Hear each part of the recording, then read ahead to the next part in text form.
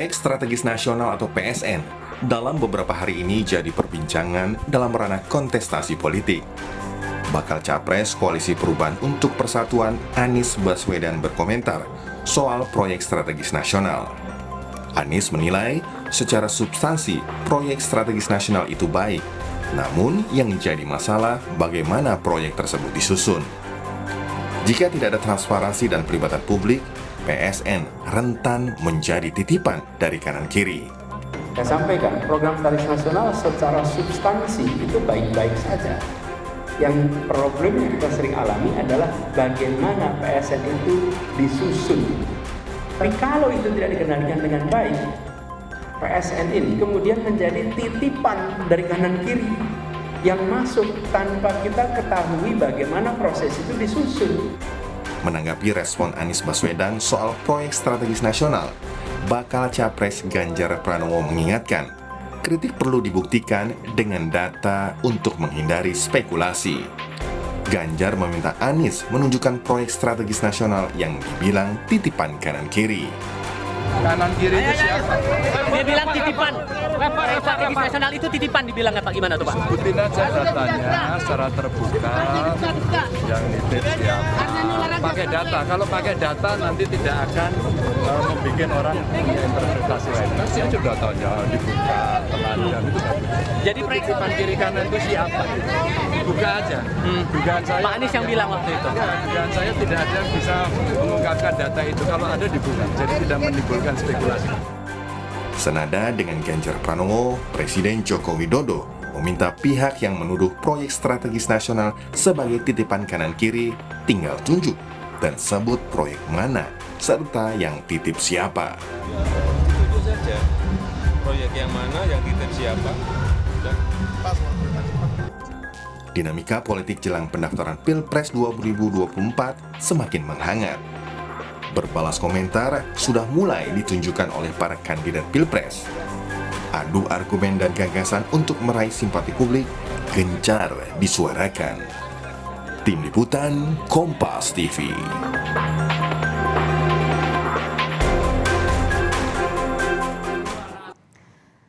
Kritik Anies soal adanya titipan di proyek strategis nasional telah mendapat tanggapan langsung dari Presiden Jokowi. Presiden Saudara meminta Anies membuktikan tuduhan terkait titipan kanan kiri itu. Kami mengulasnya sore ini bersama dengan Wakil Ketua Umum PKB Jazilul Fawait, ada juga anggota DPR RI dari fraksi PDI Perjuangan Masinton Pasaribu dan pakar komunikasi politik Universitas Pendidikan Indonesia UPI Prof. Karim Suryadi. Sore semuanya, Bapak-bapak sehat? Ya, selamat sore. Sore semuanya. Saya mau ke PKB dulu, Pak Jazilul. Jadi tadi itu Presiden tanya di proyek strategis mana, yang titip siapa? Jadi di mana dan siapa yang titip? Pak Jazilul, dari pernyataan Mas Anies. Ya, dari pernyataan Pak Anies sesungguhnya kalau kita baca secara keseluruhan, proyek PSN itu tidak ada masalah. Dengar, halo? Ya. Silakan Pak Jazilul. Ya, yang dimasalahkan adalah proses penyusunan dan penentuan jika nantinya di situ ada titipan kanan kiri, itu yang dimaksud.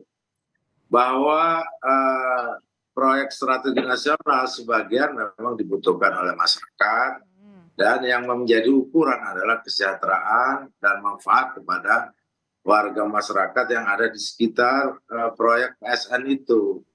Proyek PSN kan banyak jalan tol, bendungan, dan lain-lain. Nah, lihat saja misalkan di jalan tol sebagai bagaimana kira-kira dampak kepada masyarakat. Dari proses penyusunan dan dampaknya. Saya pikir itu. Nah, jadi dampaknya itu maksudnya tidak dirasakan begitu? Karena adanya titipan, maksudnya gitu? Tidak juga begitu, karena tidak semua titipan kan buruk. Bisa jadi baik.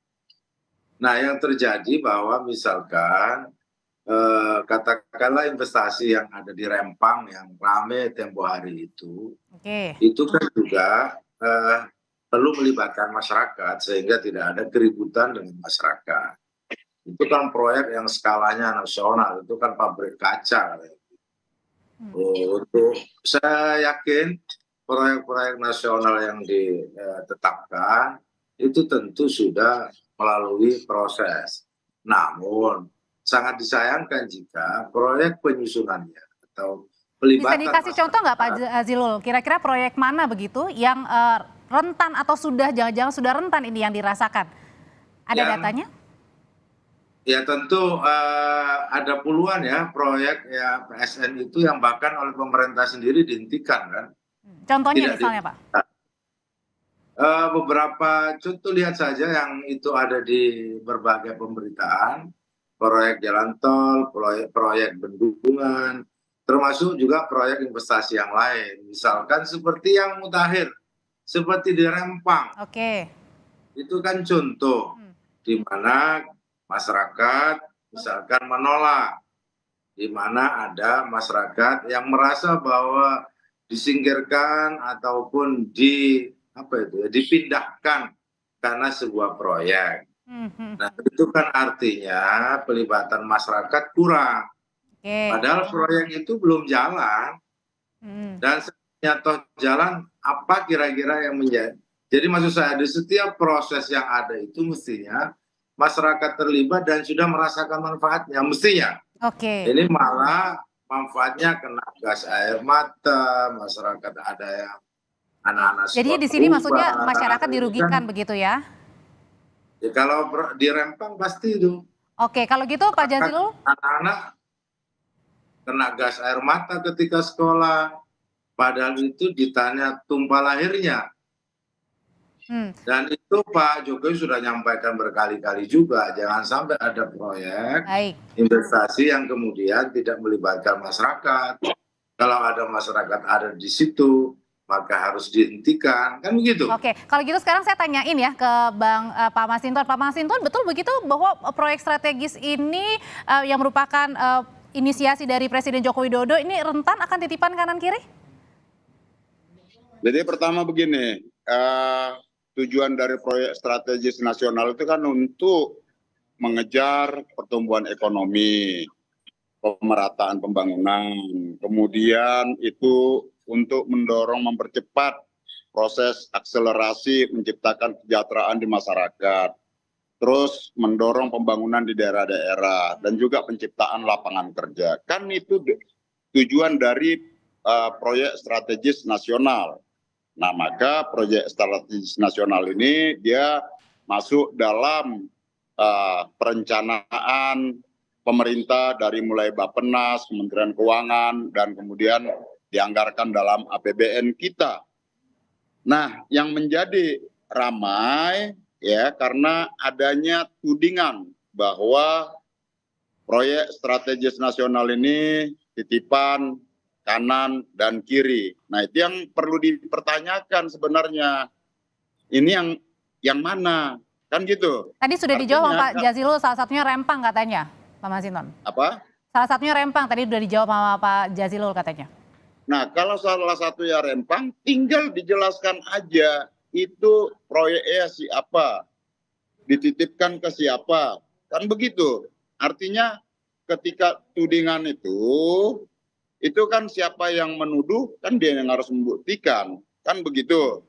Nah, tidak berasumsi-asumsi. Nah, jikalau dalam proyek strategis nasional itu, dalam implementasi pelaksanaannya, ternyata umpama tidak melibatkan partisipasi masyarakat dan kemudian mengabaikan hak-hak masyarakat, nah itu perlu dibenahin gitu ya. Tapi yang menjadi pertanyaannya adalah kalau dituding tadi bahwa PSN itu ada titipan sana sini, nah itu yang perlu dijelaskan ke publik, yang menitip siapa, proyeknya di mana. Nah itu. Pak Jazilul, silakan. Ya, tentu biarlah publik nanti yang juga akan menilai beberapa proyek strategis nasional sesuai dengan tujuan awal atau tidak. Seperti yang disampaikan oleh Pak Masinton. Dirasakan tidak oleh masyarakat. Pak Presiden sendiri sudah selalu mengingatkan, kan ini juga bukan berarti itu kesalahan Presiden.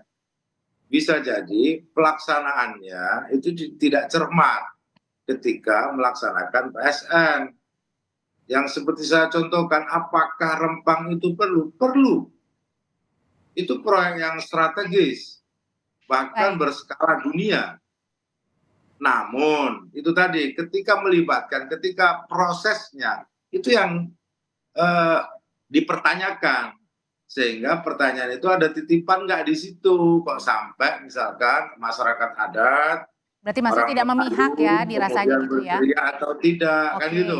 Oke. Betul untuk pabrik kaca atau tidak, kan itu juga dijelaskan ke publik gitu. Pak Jazilul, kalau gitu sekarang saya tanyakan ke Prof. Karim. Prof. Karim, apa sih yang ditangkap dari pernyataannya Mas Anies ini soal proyek strategis nasionalnya Pak Jokowi ini rentan titipan kanan kiri? Jadi begini, dalam komunikasi politik, khususnya komunikasi pemilu gitu ya, di mana-mana ada mode kampanye atau mode penataan citra, pembangunan citra, penataan kepercayaan yang memanfaatkan kepedulian pada level paling bawah sampai kepada pemanfaatan ketakutan. Misalnya, maaf ya, ketika kita menyaksikan kampanye di Amerika, Trump terus-menerus menyampaikan ancaman imigran yang terus-menerus ke Amerika. Bahkan sudah disebut sebagai banjir imigran. Kemudian juga ada ancaman tentang narkoba yang terus-menerus datang dari Amerika Latin. Nah, itu biasa. Ada yang disebut dengan strategi pemanfaatan ketakutan atau pemanfaatan pembangkitan kepedulian yang disampaikan oleh kandidat presiden. Mana saja? Nah, apa tujuannya? Tujuannya ada dua. Yang pertama, untuk memutus kebiasaan partisan. Atau untuk kalau yang ini, kalau di Indonesia? Ya, di Indonesia bisa saja dan itu pernah dilakukan, tidak aneh sebenarnya. Jadi maksudnya ini adalah bagian dari strategi komunikasinya? Ya, jadi ini bagian dari strategi komunikasi politik. Yang tujuannya ada dua. Yang pertama itu untuk memutus ketergantungan pada kebiasaan partisan. Artinya apa? Artinya sebisa mungkin ikatan emosional yang sudah terbangun antara kandidat dengan partai tertentu itu digoyang. Harapannya beralih mendukung. Yang kedua, untuk membangkitkan kepedulian dan keterbukaan terhadap informasi baru. Nah, kenapa begitu? Karena biasanya ketika ikatan partisan sudah kuat, maka orang-orang akan melihat fenomena yang muncul, realitas yang ada, berdasarkan kacamata partisannya. Hanya yang saya katakan, biasanya strategi seperti ini muncul di akhir-akhir gitu loh. Muncul di akhir-akhir. Ketika kampanye sudah sampai pada titik di mana publik sudah terbelah ke dalam pembelahan. Tapi biasanya strategi komunikasi ini, Prof, bisa dibuktikan dengan data kah? Atau fakta? Biasanya begitu. Biasanya itu dua hal yang berbeda. Dua hal yang berbeda. Soal pembuktian, apakah itu benar, apakah itu tuduhan palsu, apakah itu soal fitnah, itu ranah yang lain, itu ranah hukum. Ranah komunikasi politik tidak berhubungan dengan pembuktian pidana. Tapi ranah komunikasi politik hanya sampai pada apakah ini efektif atau tidak. Karena tujuannya hanya untuk mengatrol dukungan, meluaskan dukungan, memperluas basis dukungan, dan menggoyang pengkotakan yang sudah terbangun melalui kampanye terus-menerus. Oleh karena itu maka alat ujinya adalah apakah publik yang peduli terhadap isu yang disampaikan atau malah sebaliknya gitu ya. Oleh karena itu maka alat ukurnya seberapa terpengaruh, seberapa terpersuasi, seberapa terbuka, seberapa tergugah publik oleh informasi yang disampaikan sampai pada titik mengiyakan dan berbalik mendukungnya. Sebenarnya itu sih dalam kacamata komunikasi. Saya ke Pak Masinton kalau gitu, Prof. Karim. Pak Masinton, betul seperti itu juga yang dirasakan oleh PDIP kalau ini adalah bersifat menggoyang, merupakan strategi komunikasi politik dari Mas Anies? Ya kalau itu ya mungkin aja. Cuman kan nanti publik melihat jadi seperti itu asal tuding kan gitu ya. Umpama penyusunan proyek strategis nasional yang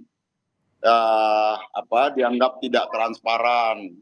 Padahal PSN itu ya proyek strategis nasional itu bagaimana dikatakan tidak transparan? Lawang itu juga disampaikan kepada seluruh fraksi di DPR RI gitu loh, bahwa pemerintah nanti akan melakukan pembangunan proyek ini, proyek infrastruktur, irigasi dan lain-lain seperti itu, dan Semua proses penganggarannya itu dibahas antara pemerintah bersama DPR. Nah, kalau dituding PSN tidak transparan, di mana tidak transparannya, kan begitu. Lawang itu dibahas antara pemerintah dan DPR kok, Pak Jazilul? bukan pemerintah semata. Nah, jadi menurut kita ya apa yang disampaikan oleh Pak Anies sesungguhnya tidak punya dasar argumentasi yang kuat dan juga tidak valid. Nah, tadi kalau berkait umpama implementasi dari PSN itu tidak melibatkan partisipasi masyarakat atau bahkan memunculkan kesemena-menaan seperti kasus di Rempang apa segala macam, itu juga harus kita, kalau itu harus kita kritisi bahwa tujuan dari PSN itu bukan seperti itu, kan gitu. Nah, jadi tentu yang namanya proyek strategis nasional ini kan tadinya dituduh tidak transparan. Loh, faktanya transparan, dibahas antara pemerintah bersama seluruh fraksi di DPR RI. Kemudian dituduh titip sana titip sini, ada titipan sana titipan sini. Lah bagaimana ada titipan sana titipan sini, lawang ini dibahas bersama-sama pemerintah. Pak Masinton, kita kasih sekarang jawabannya untuk Pak Jazilul. Ini kan PKB juga masih berada di pemerintahan nih, Pak Jazilul. Ya, tentu PKB masih bersama Pak Masinton, tapi bahwa Pak Anies Baswedan atau pasangan Amin ini menggunakan term visi perubahan.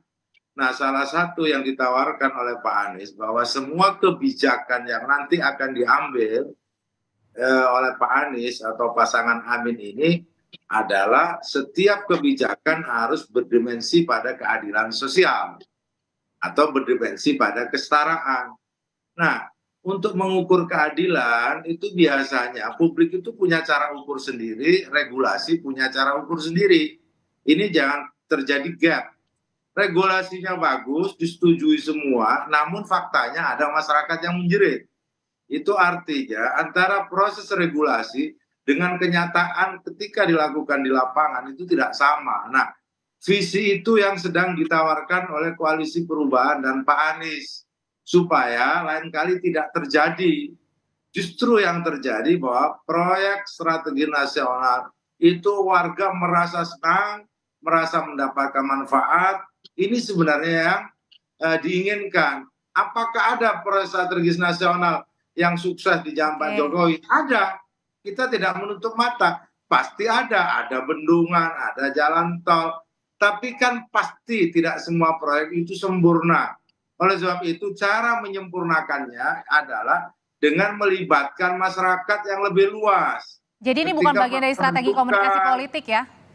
Ketika melaksanakan harus berdimensi pada keadilan dan kesetaraan. Jangan hanya menguntungkan investor misalkan, tapi masyarakat ditinggalkan. Masyarakat adat menjerit sementara investor didukung oleh negara. Itu kan tidak bagus. Oke, baik. Tidak berdimensi pada keadilan, misalkan begitu. Nah, pendekatan itu yang tidak boleh terjadi ketika Pak Anies dan Pak Muhaimin menjadi presiden dan wakil presiden. Oke, baik. Nah, Prof. Karim, kalau apa yang disampaikan oleh Pak Jazilul ini sebenarnya kalau untuk apa yang disampaikan oleh Mas Anies kemarin, apakah ini juga sebenarnya membidiknya ini adalah untuk baca pres Mas Ganjar? Oh, tidak identik juga. Yang identik juga dengan Pak Jokowi gitu? Oh, tidak begini. Begini, kita tahu bahwa selain Ganjar Pranowo, ada kandidat lain yang juga mengklaim akan meneruskan apa yang dilakukan oleh Presiden Joko Widodo. Itu harus diingat. Nah, sementara tadi dikatakan oleh Mas Jazilul, koalisi Anies itu kan ingin mengoreksi, ingin mengevaluasi gitu ya, baik implementasi dan lain-lain lah, sampai pada tadi dibilang menghadirkan keadilan dan kesetaraan. Nah, artinya apa? Artinya ada sesuatu yang harus dikoreksi ketika ide tentang perubahan, ketika ide tentang keadilan, ketika ide tentang kesetaraan ini ingin dimunculkan. Sebab kalau sudah sempurna, sudah baik kan tidak mungkin ujung-ujung perubahan. Nah, itu konteksnya. Nah, sekarang pertanyaannya, apakah itu akan berterima di mata publik atau tidak? Ya akan bergantung begitu ya, akan bergantung kepada bagaimana cara-cara menjelaskannya, menjelaskan tentang catatan-catatan itu dan bagaimana cara publik menimang-nimbangnya gitu ya. Jangankan publik, Bang Masinton aja punya pandangan yang berbeda kan gitu. Tapi menurut saya itulah diskursus yang akan terbangun. Diakui atau tidak, cara seperti ini akan muncul begitu ya, akan muncul sebab misalnya kalau kita analisis dalam kampanye pasti ada attacking, menyerang, disadari atau tidak, terbuka atau tidak. Nah, karena ini konteksnya, konteks pembangunan strategis nasional dan kebetulan misalnya mempositioning yang diambil oleh koalisi perubahan ini kan mengoreksi gitu kan. Jadi menurut saya ini sebuah hal yang mudah dipahami gitu ya, mudah dipahami meskipun dari kacamata komunikasi politik tidak sampai kepada pembuktian dan publik yang menilai apakah catatan yang disampaikan itu betul-betul koreksi, evaluasi berbasis data atau tidak, publik akan menilai itu. Dan yang kedua yang lebih penting dari itu, sebenarnya efek psikologi komunikasi. Nah, apakah kepedulian yang akan muncul, ketakutan yang akan mencuat, atau malah sebaliknya, ketika publik sedang menanti bagaimana sih rasanya kereta cepat itu, nah, tiba-tiba muncul proyek strategis nasional gitu. Apakah kepedulian publik yang terbangun atau malah tertimpa oleh kepenasaran publik terhadap yang satu ini begitu. Jadi itu yang akan menentukan apakah ini efektif atau berarti tidak. diserahkan kembali ke publik begitu ya. Ya, gitu ya. Baik, terima kasih Prof Karim, terima kasih Pak Masinton Masaribu dan juga terima kasih Pak Jasmine. Sehat selalu. Terima kasih.